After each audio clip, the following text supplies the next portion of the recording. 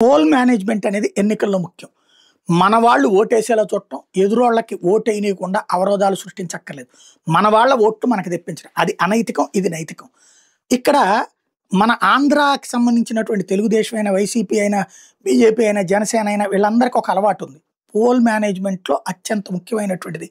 మన రాష్ట్రంలో చదువుకుని, మన రాష్ట్రంలో వ్యాపారాలకు డబ్బులు సంపాదించుకున్నోళ్ళు, తర్వాత వెల్ సెటిల్డ్ కోసం అని చెప్పేసి ఇతర రాష్ట్రాల్లోకెళ్ళి ఉంటూ ఉంటారు.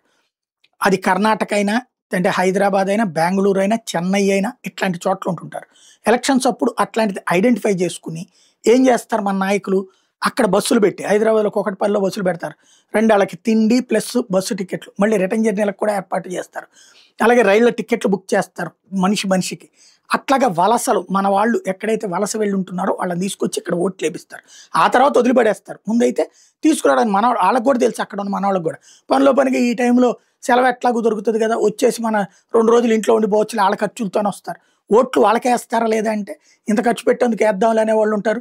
ఖర్చు ఎవరిదైతే ఎవరి కోసం పెట్టేళ్ళని ఓట్లు లేని వాళ్ళు ఉంటారు. బట్ తీసుకురావడం ద్వారా వాళ్ళలో ఒక పాజిటివ్ తీసుకొచ్చుకునే ప్రయత్నం చేస్తారు. ఇప్పుడు బీహార్‌లో మనోళ్ళు అవసరం. ఎందుకంటే 48 లక్షల మంది బీహారీలు వివిధ ప్రదేశాల్లో కార్మికులు ఉన్నారు. ఈవెన్ మనకి కృష్ణా, విజయవాడ, గుంటూరు లాంటి చోట్ల బోల్డంతమంది ఉంటారు.